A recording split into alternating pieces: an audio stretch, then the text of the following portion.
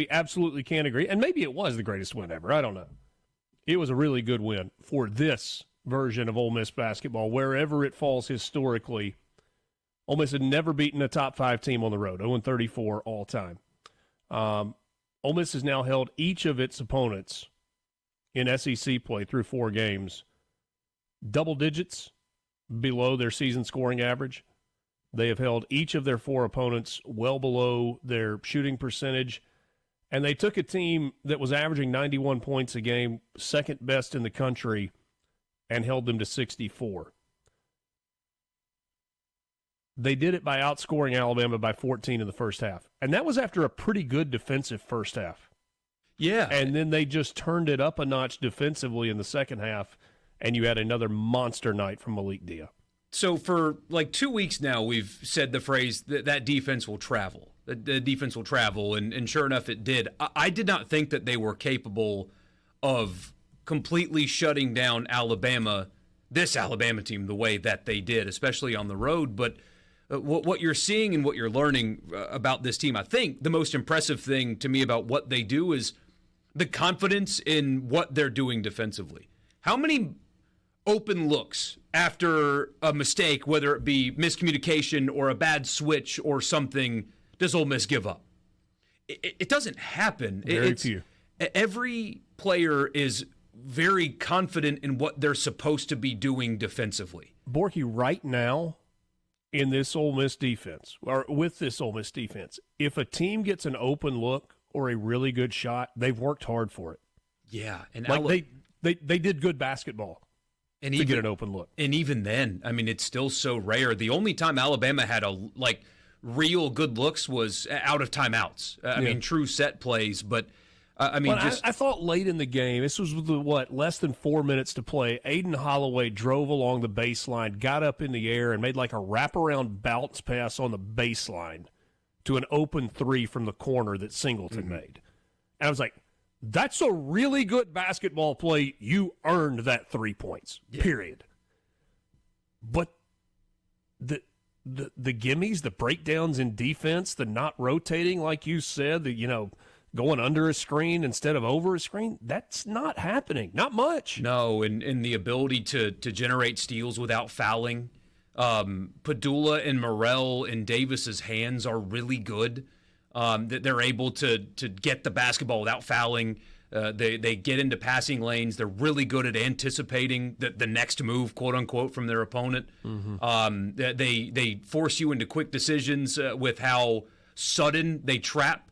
I mean, it looks like just a standard, man-to-man defense, and you'll get a guard that kind of goes down towards the baseline, and boom, he's trapped, and then he's stuck and doesn't know where to go with the ball, and then he tries to kick it out, and then there's an anticipation play from an Ole Miss defender, and boom, it's a turnover.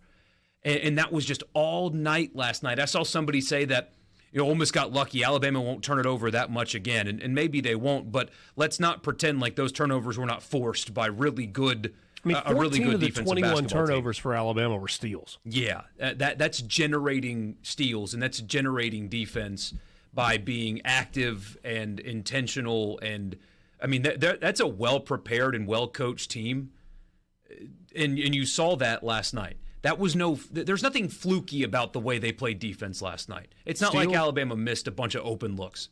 Steals, 3 for Barnes, 3 for Padula, 3 for Morrell, 3 for Davis. Klafke had 1, Murray had 1.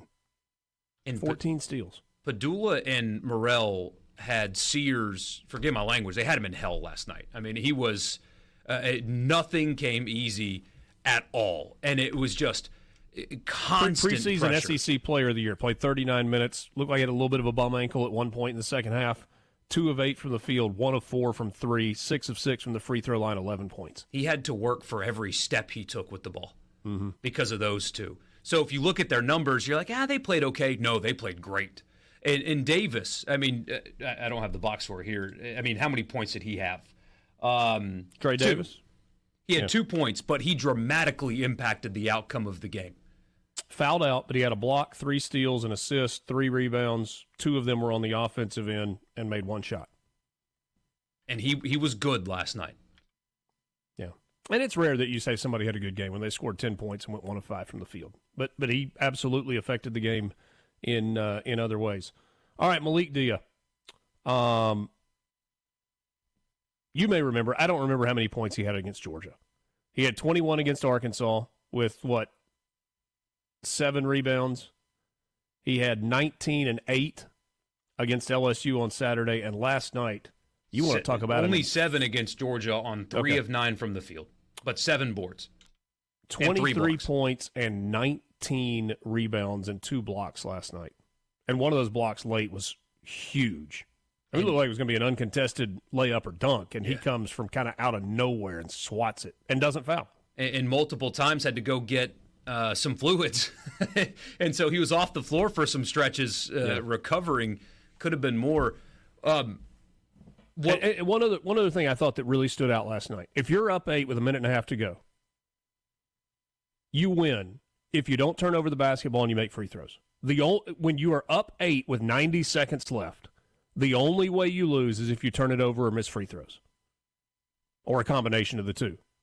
Ole Miss didn't turn it over at the end, and they went 8 for 8 from the line in the last 90 seconds of the game, 6 of those from Jamin Brakefield and 2 from Jalen Murray. And Brakefields, all of them were 1-and-1s. Mm-hmm. So he made the front end of 3 1-and-1s. No crap, Michael. If he misses those, it could have changed everything. So, yeah, that was huge. But what I was impressed with Dia last night is we've seen him impact games from the outside, right? Making outside shots, getting the ball on the perimeter, putting it down, pulling up for mid-ranges. So there's some finesse in his game, and he's good at it. He's very skilled offensively. Last night was I'm tougher than you, and I'm going to show you that I'm tougher than you for 40 minutes game from him. He did some things. He had a really nice drive around what's his name? The Alabama big tall guy. The center that's supposed to be really good. Amar Uri. I'm having such a brain. Grant Nelson. Nelson met him at fifth-year senior transfer from North Dakota State. Yeah, met him at the 3-point line, and Dia put the ball on the floor and just made a couple moves, went right around him for a layup. So he still had some of that finesse last night. But where he beat Alabama was on physicality and effort. And so now you've got this guy that can make outside shots, that has some finesse offensive skill, and now they've unlocked this bully ball out of him in like this supreme physical effort. That dude's going to be so difficult to scheme and defend against if he can do all of those things, and he did all of those things last night. He just wanted it more than Alabama did, and physically it showed up.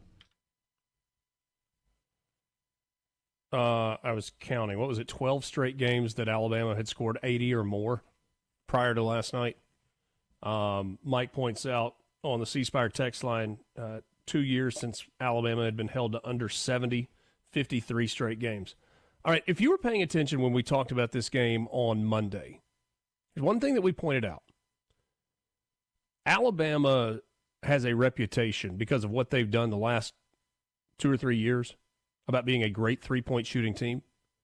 This is not a great three-point shooting Alabama team. They shot 25% last night. They were shooting 32.9% coming into the game. That's 14th best in the SEC. This is a different version of Alabama.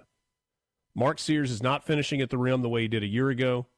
He is the focus of the scouting report in every single game from every single opponent. We're talking about the guy that was the preseason SEC Player of the Year. Yeah. An exceptional basketball player, no question.